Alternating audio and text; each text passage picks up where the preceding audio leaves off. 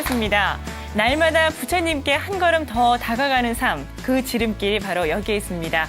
전현수 박사의 마음 테라피, 오늘도 전현수 박사님과 함께하겠습니다. 안녕하세요. 네, 안녕하세요. 네, 반갑습니다. 오늘 주제가 보니까 네. 보살에게서 배우는 삶입니다. 네. 앞으로 이제 2주 동안 이야기를 함께 네. 나눠볼 건데요. 네. 이렇게 주제를 정하신 특별한 이유가 있으실 것 같은데요. 그렇죠. 불교란 것은 부처님 그 당대에 이루어진 일은 아닙니다. 네. 부처님께서 오랜 세월 수행을 해서 이제 부처님이 되시거든요. 이제 부처님 과거 생을 보살이라 그래요. 네. 그래서 이제 보살의 삶을 이해를 하면은 불교를 제대로 이해하게 되고 또 보살의 삶을 우리가 이래 보면 우리 삶에 굉장히 도움이 돼요. 네. 요즘 그 멘토라는 말이 많이 유행을 하고 있는데요. 우리의 삶을 바르게 이끌어줄 수 있는 정신적인 멘토가 있었으면 참 좋겠다. 이런 생각들 많이들 하고 계실 텐데 보살의 삶에서 그 방법을 찾을 수 있지 않나 이런 생각이 들거든요. 자, 그럼 지금부터 큰 박수와 함께 박사님의 강의 청해 듣도록 하겠습니다.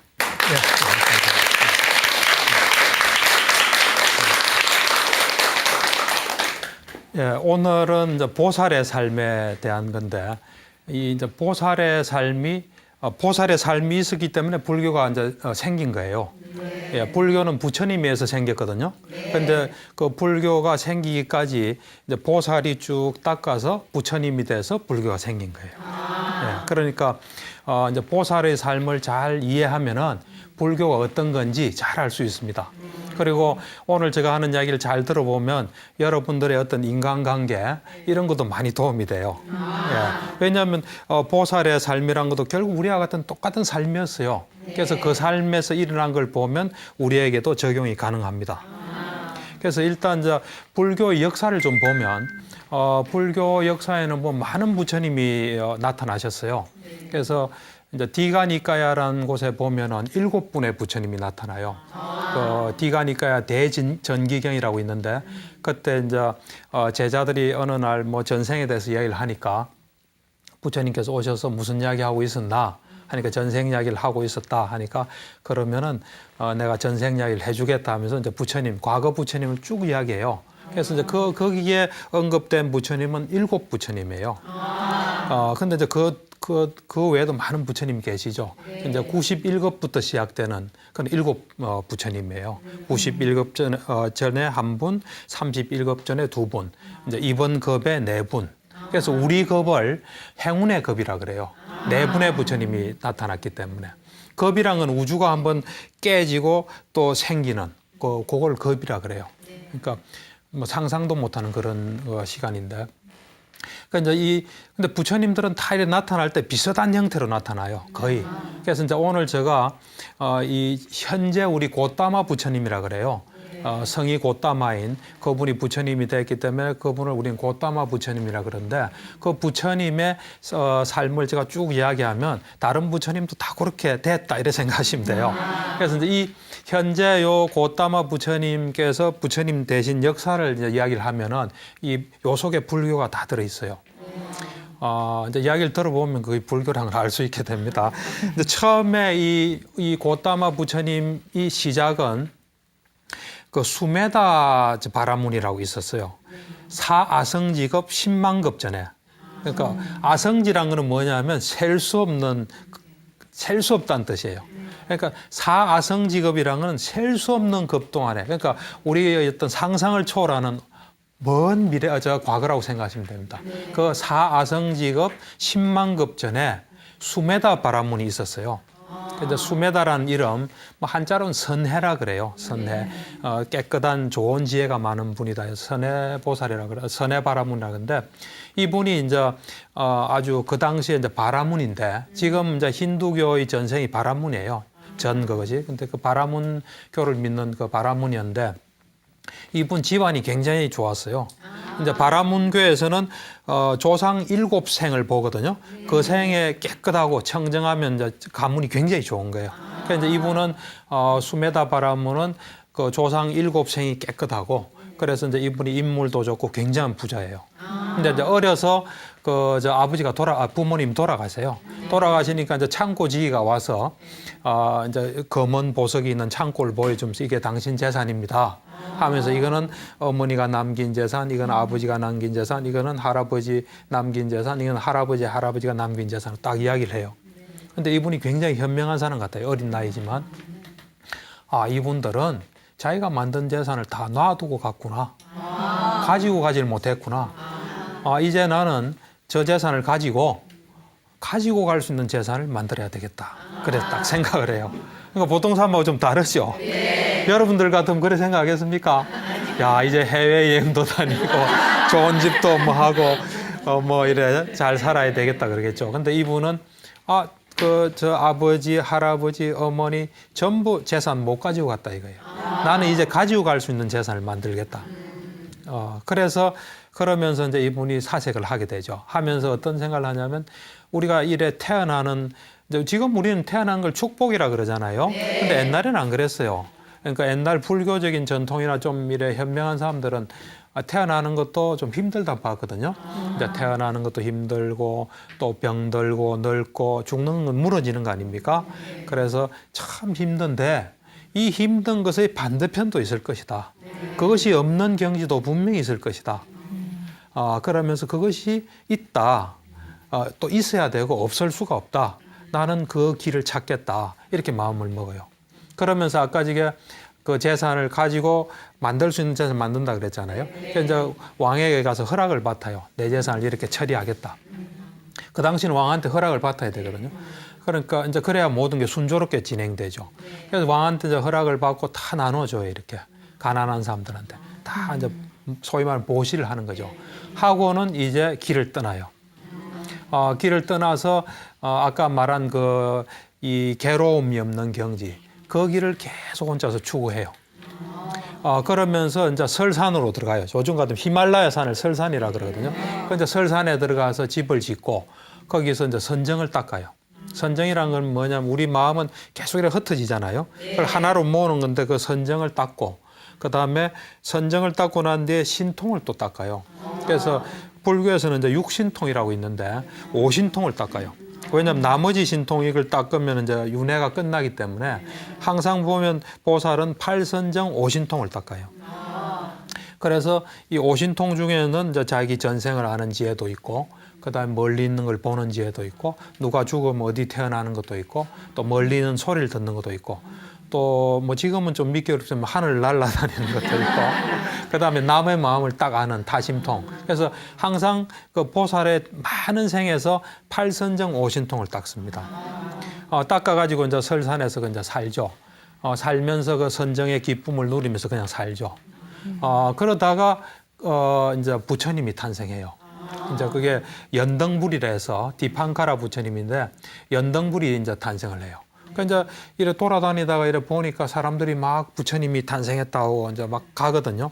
가니까 이 수메다 이 현자가 부처님의 이름을 듣는 것도 참 희귀한 일인데 내가 이래 부처님을 만날 수 있다는 건 굉장히 희귀한 일이다. 이제 내가 그분을 만나야 되겠다. 이래서 이제 만나러 가요. 만나러 가서 이 부처님의 모습을 이래 보니까 이제 생각이 바뀌어요. 지금까지는 내가 괴로움이 없는 반대편을 추구하겠다 그랬잖아요. 거기서 이제 생각이 좀 바뀌어요. 어떻게 바뀌냐면 이제 내가 저분처럼 저 위 없는 깨달음, 그러니까 더 최상의 깨달음을 닦아서 이 나의 어떤 법에 배에 태워서 사람들을 이 윤회에서 벗어나게 하고 난 뒤에 내가 열반에 들겠다. 그런 원을 딱 세워요. 그러니까 그 원이 이제 부처가 되는 원이에요, 사실은. 그전에는 그냥 혼자서 이제 나는 괴로움을 없애겠다. 이랬다가 이제 커진 거죠. 이제 부처님이 자극이 된 거예요, 제가 볼 때. 왜냐면 그렇게 영향력 있는 부처님이 태어나니까 많은 사람들이 혜택을 보잖아요. 그러니까 나도 이제 그렇게 하고 싶은. 그게 이제 생겨서 그런 이제 생각을 하게 되죠. 그러니까 일종의 큰 전환이에요, 이게. 그러고 난 뒤에 이제 부처님 이제 그날이 비가 굉장히 많이 왔어요. 땅이 굉장히 질었거든요. 지니까 사람들이 이제 그 지금 같은 뭐 시멘트를 깔든지 해서 그 땅 안진 땅을 이제 부처님이 밟고 가도록 해야 되잖아요. 그래서 이 수메다 이제 이 현자는 그때마다 신통이 굉장히 높았기 때문에 땅을 깨끗하게 만들 수 있는데 내가 그거보다는 이 내 몸을 어쨌든 바쳐서 저분이 이래 건너가게 해야 되겠다. 해서 자기 그 머리가 길었는데 머리를 다 풀고 몸을 딱 해서 여기를 밟고 지나가시라고 그래 해요. 그래서 이제 연등불이래 보니까 저 사람은 지금 이제 그 어떤 아까 말한 모든 사람을 내가 최상의 깨달음을 얻어서 내 어떤 저 가르침의 법에 태워서 윤회를 벗어나야겠다. 이게 바로 부처의 어떤 서원이에요. 부처가 되겠다는 거예요. 그래서 저분이 지금 그런 서원을 세웠는데 정말 그런 가능성이 있나 하고 연등부처가 쭉 봐요. 보니까 가능하다는 걸 본 거예요. 보고 난 뒤에 이제 이 수메다 그 현자한테 이야기를 해요. 당신은 사아성직업 10만급 후에 부처가 된다. 그때 당신은 카필라성에 태어나서 아버지는 숫도단하고 엄마는 마야 부인이고 그리고 당신의 두 뛰어난 제자는 사리불과 목건년이고 그다음에 그 시자는 안 한다고 그다음에 여자 보살은 뭐 케마 보살과 그 연하색 비구다. 뭐 그런 식으로 고가 이야기를 해요. 그러면서 당신은 부처가 된다 그래요. 그러니까 이제 그 이야기를 듣고 이제 이 수메다 현자가 가만히 생각을 해요. 부처님은 절대로 거짓말하지 않는다. 나는 이 말을 믿는다. 하고는 이제 부처 될 준비를 해요. 이제 이제부터 중요한 이야기예요. 그러면서 이제 이분이 이미 수행을 많이 해서 그 신통과 선정과 신통을 닦았기 때문에 그럼 내가 부처가 되기 위해서 뭐가 필요한가를 보기 시작한 거예요. 그래서 쭉 이래 봐요. 그러니까 부처를 만드는 법이 뭔가.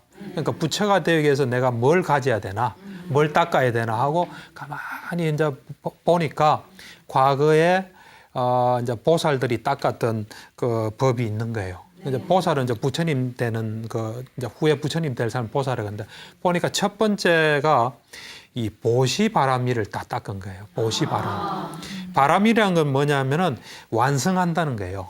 그러니까 보시를 완성하는 거예요. 그러니까 처음으로 보니까 모든 보살들이 부처가 될 때 이 보시를 철저히 완벽하게 닦은 거예요. 보시란 건 남을 주는 거예요. 남을 주는 것을 완성한 거예요. 이게 남 주지 않고는 절대로 부처가 안 됩니다. 부처님이 될 수가 없어요. 아끼는 마음이 있으면 그거는 절대로 안 됩니다. 그래서 첫 번째가 보니까 이 보시바라미를 닦아서 됐다는 거예요. 그래서 내가 이거를 완성해야 되겠구나. 아무리 많은 세월이 걸리더라도 철저히 완성해야. 그다음 두 번째로 또 쭉 봤어요. 보니까 지계 바람이래요. 계를 지키는 거 있잖아요. 계를 완전히 완성하는 거예요. 그러니까. 그다음 세 번째 보니까 출리 바람이래서 우리는 보통 우리 목숨을 소중히 하고 존재하길 바라잖아요. 그 존재하는 것이 괴로움이고 위험하고 안 좋다는 걸 알고 그 존재를 벗어나고자 하는 게 출리예요. 그래서 출리 바람이를 이제 닦은 거예요. 세 번째가 이 순수도 중요합니다. 그다음 네 번째는 지혜 바람이래요. 지혜. 사실 지혜가 제일 중요한데 이제 네 번째. 근데 내가 가만히 생각해보니까 앞에 게 조건이 돼서 지혜가 생길 가능성이 많아요. 그래서 이제 지혜 바람일. 그다음 이제 다섯 번째는 정진 바람이래요. 정진이라는 건 내가 순간순간 최선을 다하는 거예요. 정진. 그다음에 이제 인욕 바람일. 이건 참는 거예요. 누가 나를 무시하고 싫어하고 깔보고 기분 나쁜 거 있어도 무조건 참는 거예요. 예, 인욕을 완성한 거예요. 그 다음에 진실 바람이래요. 거짓말 절대로 안 하는 거죠. 부처가 될 사람은 절대로 거짓말 안 해요. 그래서 불교는 거짓말이 없다고 보면 됩니다. 여러분들이 이해하기 힘든 거 있더라도 다 그거는 거짓말이 아니다 이래 생각하시면 돼요. 그다음 그게 진실 바람일이고 그다음이 여덟 번째가 결정 바람이래요. 그럼 뭐냐면 내가 저거 하겠다고 마음을 딱 먹으면 끝까지 하는 거예요. 우리는 작심삼일이라 그러잖아요.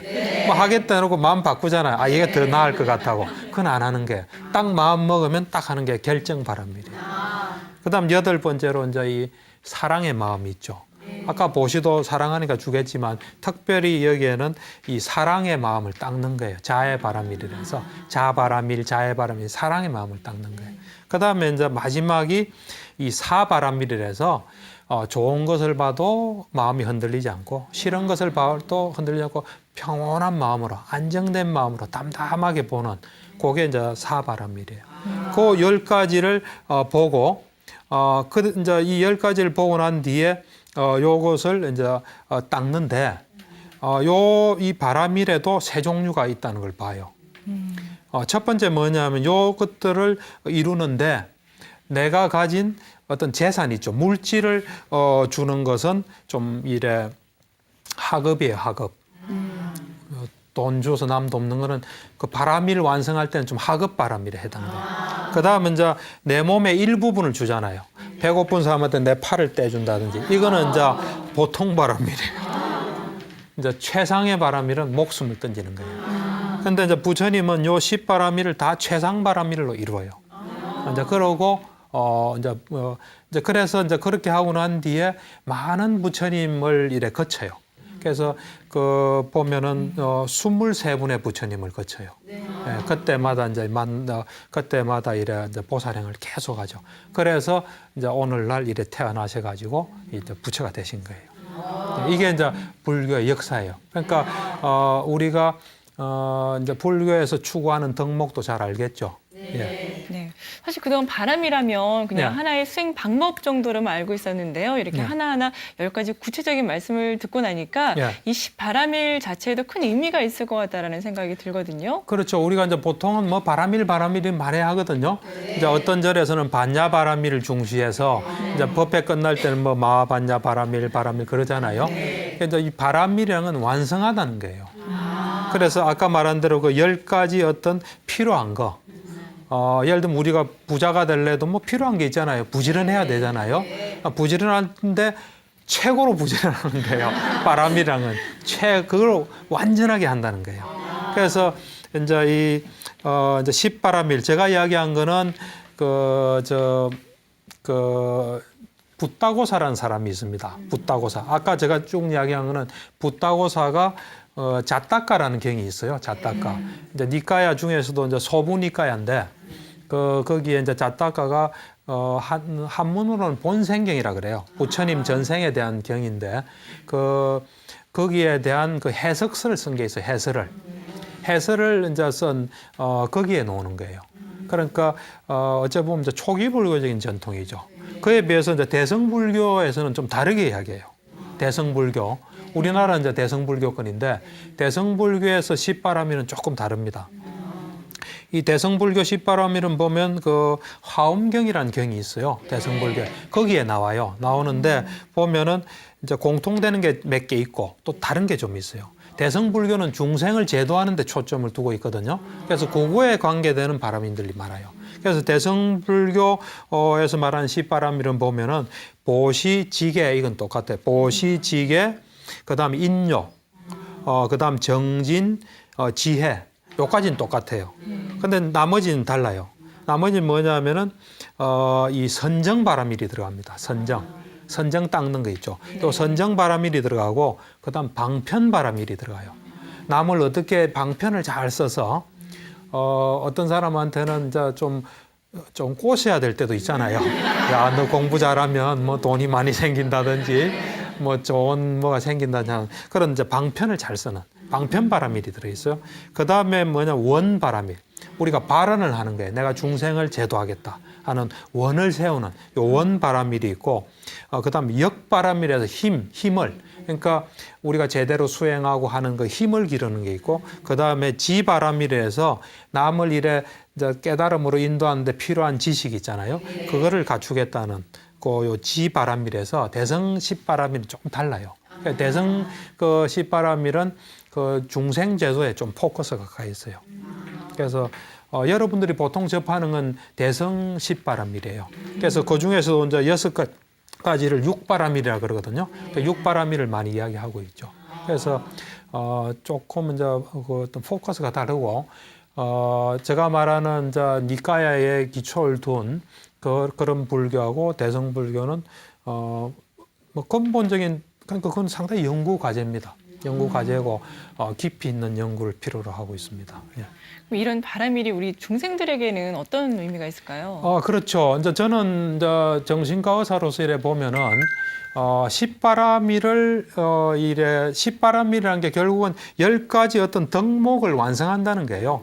우리가 갖춰야 될 여러 가지 뭐 품성이나 자질이나 이런 게 있잖아요. 살아가는데 어떤 도구나. 그럴 때 이 십바람일은 우선은 정신 건강에 굉장히 도움이 돼요. 정신 건강. 십바람일 여러분 딱 외우고 매일 실천하면서 조금이라도 오늘은 어제보다 나은 걸 닦고 간다면 여러분들은 절대로 노이로제 정신병에는 안 걸립니다. 정신 건강은 보장이 됩니다. 그래서 우선 제가 볼 때는 이 십바람일이라는 게 정신 건강에 굉장히 도움이 돼요. 그리고 십바람일을 갖춘 사람은 다 좋아할 수밖에 없습니다. 잘 보세요. 뭔가 아낌없이 주는 사람, 그거 좋아하지 않아요? 그리고 아낌없이 준다는 거는 뭔가 정말 중요한 것까지 주지는 않겠죠. 뭔가 하여튼 같이 나눈다는 거 아니에요. 안 그렇습니까? 주면 또 들어오기도 해요. 네. 그리고 또 지게라는 거는 우리는 사실 완전하지 못한 존재거든요.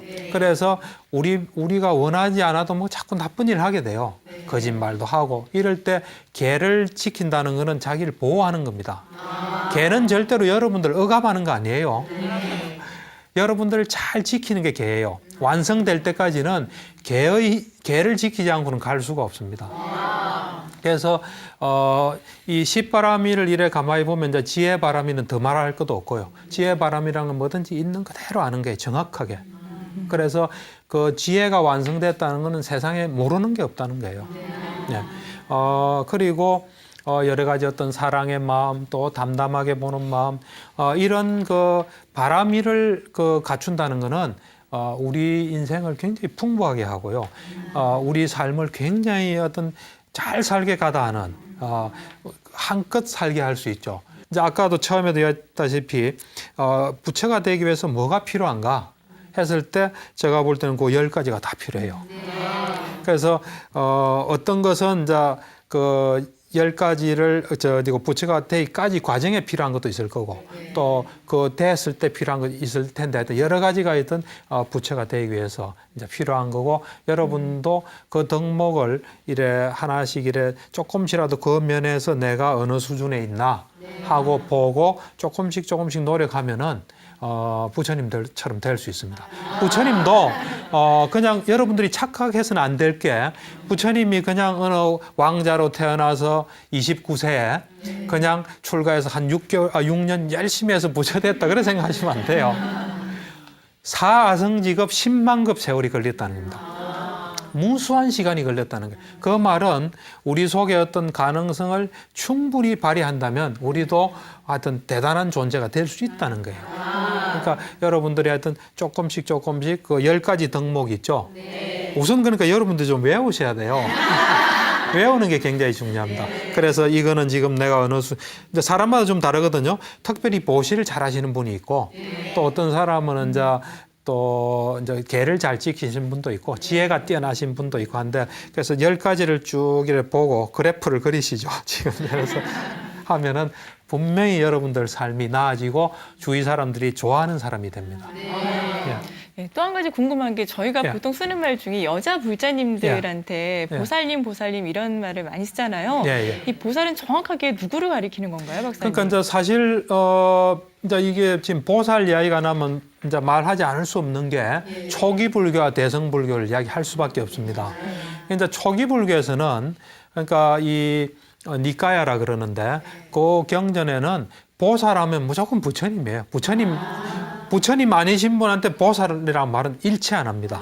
그 보살이란 말이 딱 나오면 이거 부처님이 놓으셨구나 이렇게 생각하십니다. 두 가지 용도로 이야기를 해요. 자타카처럼 이제 과거생의 부처님을 말할 때도 보살이라는 말을 쓰고 그다음 현생에 아까 그랬죠. 29세 출가해서 35세에 부처님이 되는데 한 33세쯤 됐다. 그때는 부처님께서 스스로 내가 깨닫지 못한 보살이었을 때 그 말을 쓰세요. 근데 부처님은 이름 같은 건 잘 이야기 안 하세요. 붓다거나 보살이거나 이래. 그러니까 내가 아직 깨닫지 못한 보살이었을 때 하면 이 생에서 이제 수행할 때 당시예요. 그래서 그런데 이제 대성불교로 가면은 많은 보살들이 이제 탄생하죠. 관세음보살, 여러분들 잘 아시는 관세음보살, 뭐 지장보살, 보현보살, 뭐 많은 대세지보살, 문수보살, 뭐 쭉 많이 나옵니다. 이제 그건 좀 다른 의미가 있고요. 그러니까 초기 경전에서 하여튼 보살이 나오면 전부 이제 부처님하고 관계된다. 부처님의 전생이다 이렇게 생각하십니다. 현생에 부처님 되기 전이거나 과거생에 이제 그 전생이다 이렇게 생각하십니다. 그러니까 지금은 이제 여자분들을 또 불교 믿는 여자 신자를 보살이라고도 하죠. 그런데 보살이라는 건 대단한 용어예요, 사실은. 굉장한 존칭어고. 예. 네. 그러면 부처님의 전생, 즉 보살을 이해하는 것은 그 불교와 부처님을 이해하는 데도 많은 도움이 될 것 같아요, 목사님. 그렇죠. 그래서 이제 경전들을 보면은 이제 부처님 돌아가시고 한 2달 열흘 후에 그 500명 아라한 제자들 그 중에서도 이제 양면 해탈자라 그래요. 선정과 신통을 닦은 그런 것과 안 그러면 지혜로서 본 양쪽을 다한 그 아라한들이 500명이 모여서 7개월 동안 작업한 게 니까야예요. 그러니까 처음에 이제 전송되다가 나중에는 문자로서 이렇게 이제 적어져요. 그게 현존하는 그건 완전 역사서예요. 그거는 그렇게 말씀하신 분이 있고 들은 분이 있고 그 장소가 다 있는 거예요. 네, 그런 역사적인 어떤 건데. 거기에 보면은 이제 그 대부분은 이 부처님의 가르침이에요. 현생의 가르침이에요. 근데 유일하게 자타카라는 경전이 있어요. 이제 소부니까야에 포함되는데 거기 보면은 그 이제 부처님의 전생에 대한 기록이 그게 자타카예요. 이제 그거는 뭐냐면 그냥 내 전생은 이랬다 이런 건 아니에요. 그 자타카 경은 보면 547경이 있어요. 그러니까 547 전생이 있는 거예요. 있는데 그 구성은 어떻게 돼 있냐면은 처음에 이제 어떤 그 부처님 당시에 일이 발생해요. 예를 들면 부처님은 지혜가 굉장히 높으신 분이다. 뭐 지혜가 넓고 날카롭고 뭐 엄청난 지혜다 이런 이야기를 하고 계세요. 그럼 이제 하고 비구들이 있으면 와서 무슨 이야기 했나 하면 이런 이야기 했다면 내가 지혜가 대단했던 것은 전생에도 그랬다 하면서 이제 전생 이야기를 하세요. 그런 구조로 다 돼 있어요. 그게 이제 547경이 있어요. 그래서 그 경을 이래 보면은 불교가 뭐라는 게 정확하게 이해가 돼요. 그리고 부처님 이해가 좀 잘 돼요. 예를 들면 제가 경전을 읽으면서 이제 자타카를 읽기 전에 경을 읽으면은 부처님이 어렸을 때 그 농경제를 했거든요. 그 당시 농업사회니까. 그래서 이제 부모님 따라 농경제를 갔는데 다 이제 뭐 이래 행사에 참석하고 이랬는데 그 애가 딱 앉아서 선정에 들어요. 선정이란 건 진짜 들기 어렵거든요. 엄청난 수행을 해도 들기 어려운 선정을 애가 이래 탁 들어요. 그래서 좀 이상하다 생각했어요. 근데 자타카를 읽어보니까 이해가 돼요.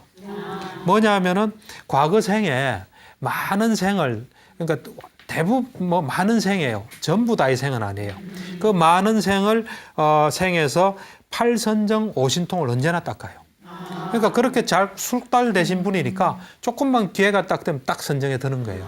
그래서 자타카를 보고 나니까 불교가 이해가 돼요.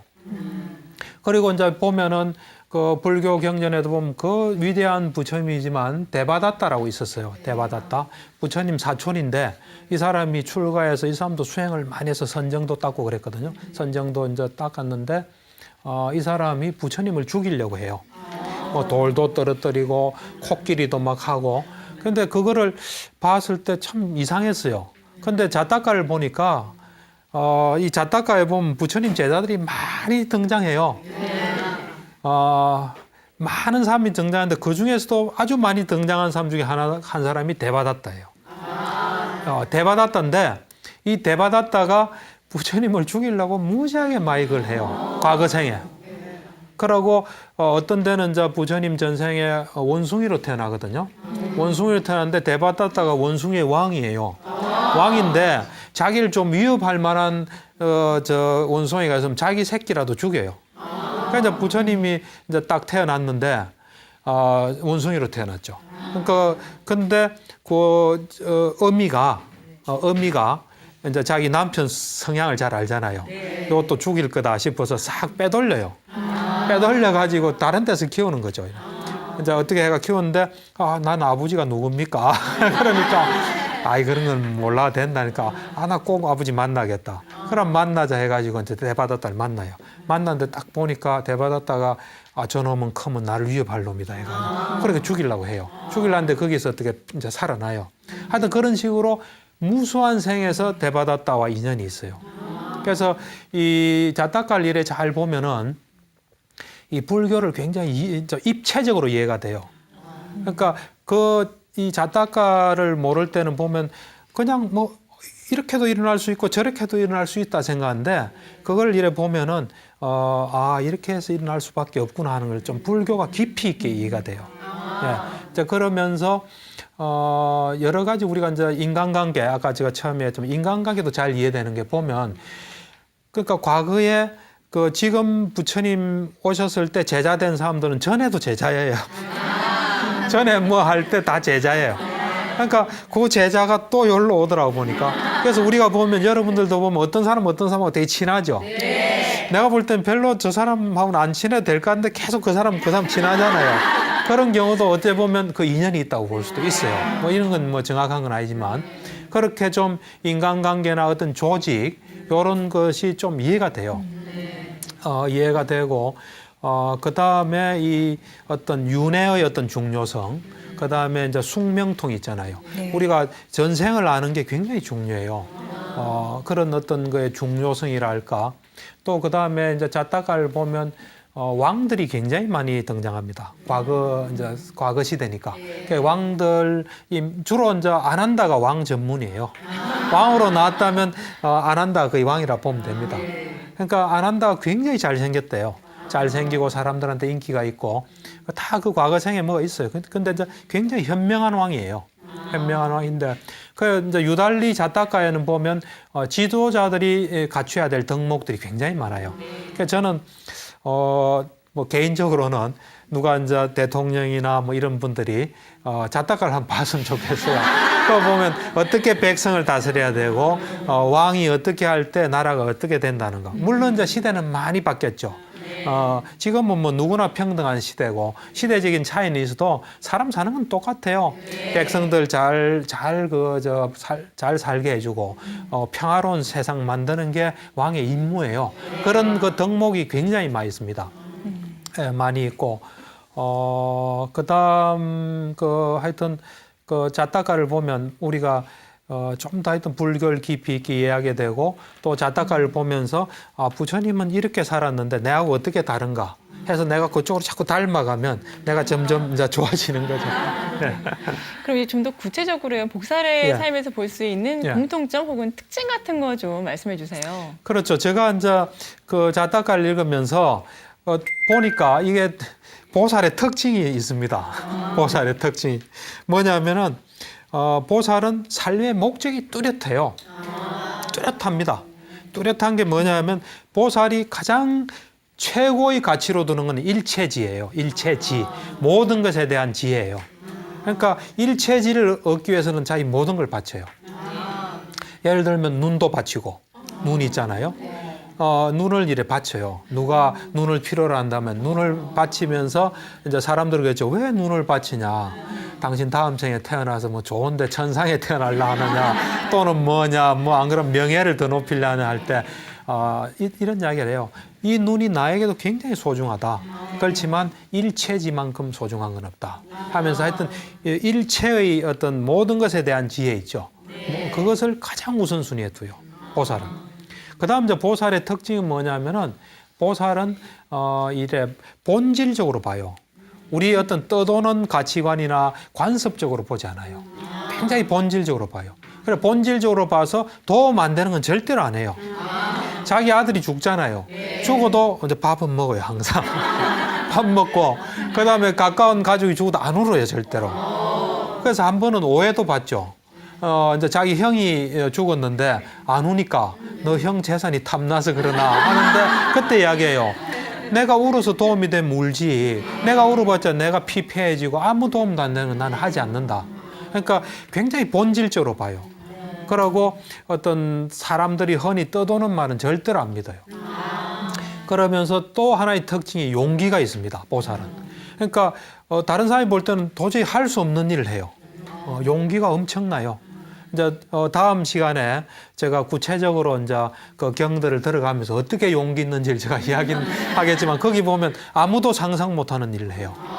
그래서 굉장히 용기가 있습니다. 용기가 있고 무슨 일을 하든지 철저하게 해요. 예를 들면 내가 저 사람을 내 사람으로 맞이해야 되겠다. 내 아내로 삼아야 되겠다. 무슨 수단과 방법을 쓰더라도 해요. 그 대신 순리대로 해요. 그러니까 철두철미해요. 난관을 뚫고 나가요. 그래서 어떤 철두철미하면서 일에 최선을 다해요. 언제나.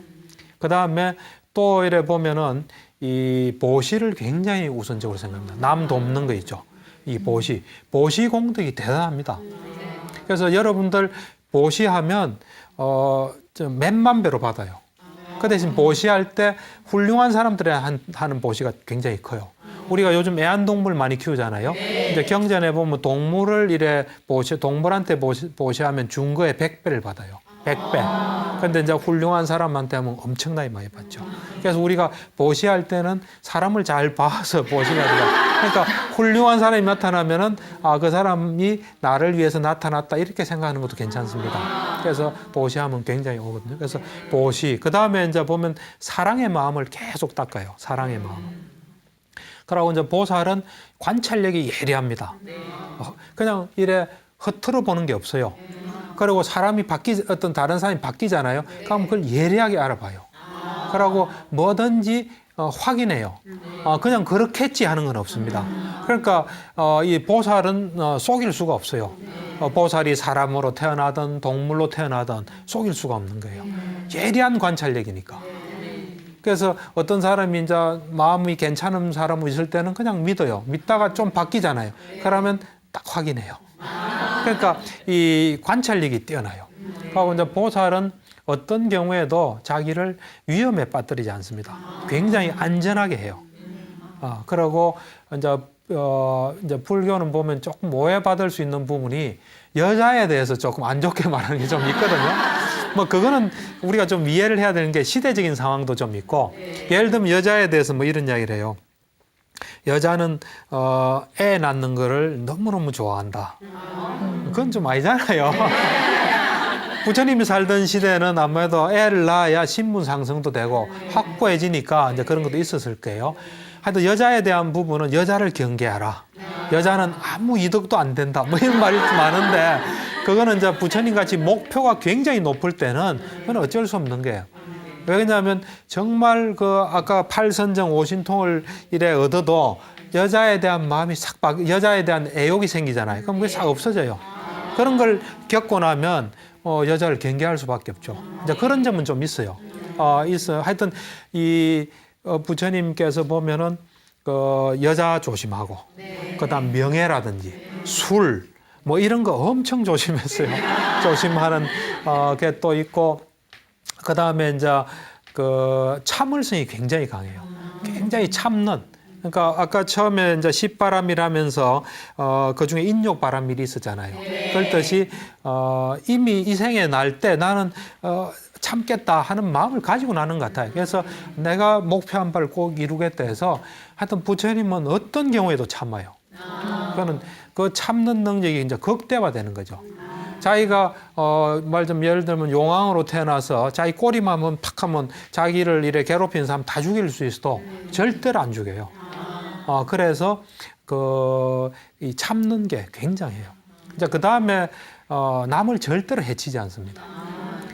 남을 절대로 해치지 않고 자기를 죽이러 오는 사람이 있으면 그냥 자기 목숨을 바쳐요. 그래서 절대로 해치지 않는 그런 게 있습니다. 예, 그런 특징들 좀 닮아갈 수 있도록 노력을 좀 해야 되겠어요. 그렇죠. 그러려면 잊어버리지 않으셔야 돼요. 예, 알겠습니다. 오늘 들려주신 보살의 삶에서 배울 수 있는 것들 아무런 길잡이 없이 갈팡질팡 현대를 살아가는 현대인들에게 아주 좋은 삶의 지침이 되지 않을까 생각이 드는데요. 박사님께 큰 박수 좀 부탁드리겠습니다.